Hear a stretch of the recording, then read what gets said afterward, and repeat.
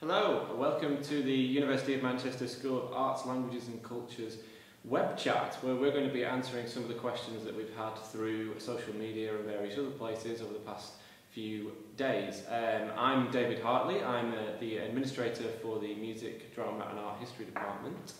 I'm Izzy Gurbuz, I'm the Wellbeing Officer at the Students' Union. I'm Godden, I'm a Senior Lecturer in Economic History and the Programme Director for the first year History undergraduate programme. Fantastic. Well, we've been getting quite a lot of questions through social media, so thank you so much for coming today, guys. We really appreciate it. So I'm just going to ask a couple of questions. Whoever you feel could answer it the best from their sector would be fantastic, so I'm just going to start. How would I go about finding whether or not I have any preparation reading to do for the start of my course? When you start your course at Manchester, or your various courses at Manchester, one of the things you'll be introduced to is Blackboard, which is the university's online teaching system. And through that, a lot of information will be available for each of your courses, course handbooks, readings and things like this. And so in the first few days when you arrive and you register, you can look on Blackboard and to see if there is any information, anything like that, as preparatory reading for your classes. You should also keep an eye on your email accounts, university email accounts, to see if there's any information there that comes from your course unit directors and lecturers that has anything to do with preparing for classes and things like that. But to be honest, it's unlikely that in the very first week at university you'll be required to do anything in preparation for the classes. Most of the information will be released to you when you start your lectures and seminars. Brilliant, thanks Chris. I'm struggling to register at the university. Where do I go? Well, there are a couple of places you can go. There's a registration helpline which you'll find listed in your welcome guide. So if you are really struggling, just give that a ring and they'll help you. Or once you've got to the campus, if you go to the Student Services Centre on Burlington Street, which is next to the Alan Gilbert Commons, you'll find it pretty easily once you get here. The staff there can help you out with registration, but also your administrator, your subject administrator. So each subject will have a dedicated administrator. If you seek them out during Welcome Week, they should be able to help you with all aspects of registration and everything else as well. Brilliant, thank you. How do I select course unit modules? So the selection of course unit modules can be a bit tricky. Don't worry too much about it. You will have received some information. Again, in your welcome guide, it will tell you how to go about doing that. You can do it yourself online. Once you've got yourself registered and you've got IT access, you can go onto your My Manchester page and go through to your student centre, and on there you can start to select your course units. It can be a bit of a tricky process and some students find it a bit difficult, so do contact your administrator, your subject administrator, if you need help with it. And don't worry too much about it. During Welcome Week there are plenty of course unit selection drop-ins sessions happening all throughout the week, so go and find one of those and go and get some help from one of the administrative staff and they'll help you out with it. Brilliant, thank you David. So when does Welcome Week actually start? So Welcome Week officially kicks off on Monday the 19th of September, but at the Students' Union we've got activities from this Thursday and probably in halls as well. There'll be stuff going on a bit earlier. This is the Welcome Week guide. You should have got it in the post, but you can also find it online at manchesterstudentsunion.com/welcome16, and that's got the full details of everything that's happening. When does teaching commence? Teaching commences Monday the 26th of September. That is week 1 of the semester. That doesn't mean, however, that all of your classes and lectures will begin first thing on the Monday morning, but they will start sometime that week. Brilliant, fantastic. So what is the best advice you can give about being prepared for university study? And there's two things I can say to this. The first is come to all of the talks and the introductory lectures and things like this during Welcome Week. There you'll find all the information you need about course registration and things like this. So being prepared instead of just turning up and getting the information. The other thing, the advice I give about being prepared is don't go overboard in buying books or anything like that before arriving at university. come to the talks, come to the first lectures, find out all the information there from the course handbooks and Blackboard and things like that. That's the best way to be prepared to start at university. And I just add on to that be prepared to manage your time, maybe a lot more than you were before, and also be prepared to just learn as you go along. It's new for everyone, and you'll probably make some mistakes and find other things that work better, so yeah, just be prepared to learn here, basically. So what is the biggest difference between A-level and university? The biggest difference and the biggest leap from A-level to university is the level of independence, really. You'll have probably 2 lectures a week per course, one seminar per week per course, so that's basically 3 hours that you'll have contact time for each course you take. There'll be readings and everything in preparation for that, but there'll also be a great deal of independent study. So that, I think, is the biggest difference that you'll find, is the level of independence that you have in terms of preparing for classes, writing coursework and things like that. So I'm moving into university halls next week. How can I be the best possible flatmate to my new housemates? So to be the best possible flatmate, in a word, just be considerate. You know, think about how loud you're being, think about how messy you might be being. Also just talk to your flatmates, you know, talk together about what you expect from each other and, you know, what you kind of want from each other. And also if people are running into difficulties, people are struggling, being homesick maybe, just talk to them and try and be supportive. We'll be running a workshop called Look After Your Mate at the Students' Union, which will give you tips on how to be a supportive friend, so look out for that if you want more help. Brilliant, thank you. I'm feeling a little bit homesickness. How can I deal with this? So first of all, remember it's totally normal and probably loads of other people are feeling like that, so don't be worried about the fact that you're homesick.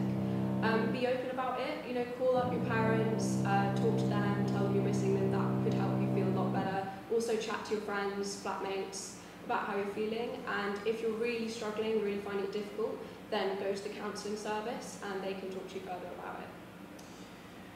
What should I take notes on in lectures? Should I try and write everything down in the first week? Taking notes in lectures is something of a skill that you'll develop as you go through your degree at Manchester. The one thing which I would strongly suggest is don't try and write everything down.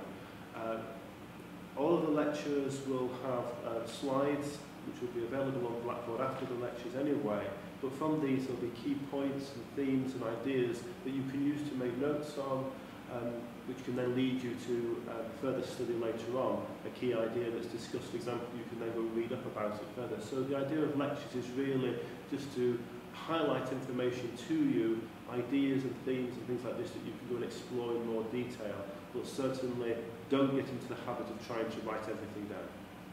Brilliant, thanks Chris. The lecture is a large place where one person will be talking at the front of the lecture theatre, discussing ideas, concepts, discussing a topic, something like that. And you may have 50, 100, 150, 200 people in the lecture. For some courses, you may have over 300 people in each lecture. So that's the idea of the lecture. It's the large-scale kind of environment for learning.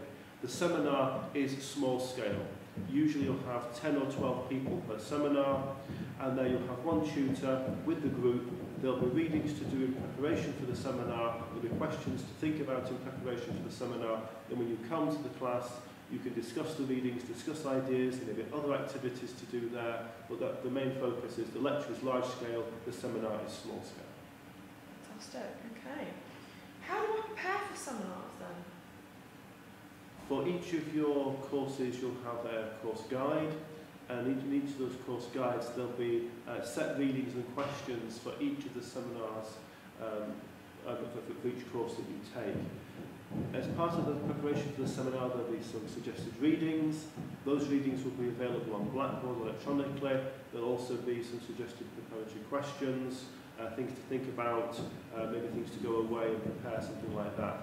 So there'll be material to read, questions to answer or to think about, and then the expectation is that you'll come to the class with your notes from those readings and be prepared to discuss ideas with the others in the class and with the tutor. Brilliant, thank you Chris. So, should I take notes whilst doing reading for lectures or seminars? There will be usually readings for both lectures and seminars. Readings for lectures may be from textbooks and things like this. Reading for seminars may be from slightly more specialised material, journal articles, monographs, things like this. In terms of taking notes from these, yes, it's very often useful for your own revision for exams or preparing for coursework and things like this to make notes as you're going through the readings. The important thing to remember, however, is in terms of taking notes, don't copy things out from the pages word for word.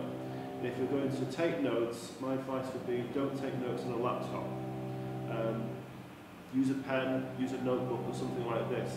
In that way you're not inclined to actually write things out word for word. So you're not writing out huge blocks of text, but you are actually making notes, you're summarising material from the readings. Brilliant, thank you, Chris. So what kind of assessment will I come into contact with while studying at the University of Manchester?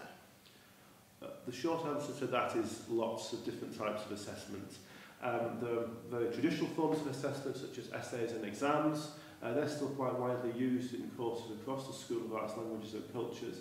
But for some courses you may take, there may be a group presentation, for example, or an individual presentation. You may be asked to do a short report.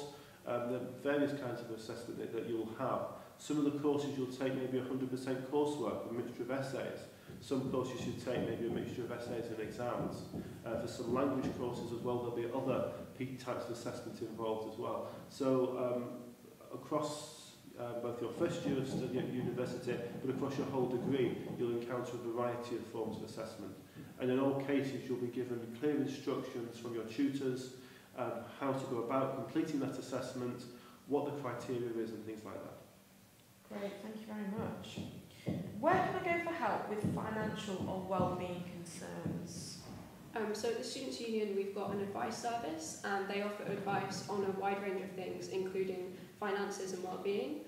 They offer an emergency £100 loan if you're really struggling monetarily. And also there's the counselling service at the university. So first of all they put on a wide range of workshops that could help you. You might see this leaflet around which has got all the timetable on, and you can also find that online on the counselling service website. And they run workshops on things like managing procrastination to just mindfulness to reduce your stress. And then obviously if you're really struggling and you need to talk to someone one-to-one, you can make an appointment with the counselling service as well. And just to add to that, here in the School of Arts, Languages and Cultures, we also have a dedicated student support and guidance office. These are the people to go to if you're having any trouble later in the semester with any of your assessments or attendance issues or anything like that. Do go and seek them out. They're based in the Samuel Alexander building. And then the one other service that will also could also be useful for you would be the Disability Advisory Support Service, DASS, who are based in the University Place building. They can be an invaluable resource to a lot of students. Brilliant, thank you, David. I've never used referencing before. Will I be given guidance on how to do it correctly? Referencing is certainly a key skill that you'll need to develop as you go through your degree at Manchester. For all courses, when you do coursework, there'll be a requirement obviously to reference what you've read in terms of footnotes or bibliography, where you're getting ideas from and things like this, or any material that you quote directly you will have to reference. Yes, you will be given instructions on how to do this. In some cases it will be part of a compulsory module that you may have in your first year at Manchester, your introductory skills module or something like this. Very often it will also be included in booklets and information on how to reference as part of courses.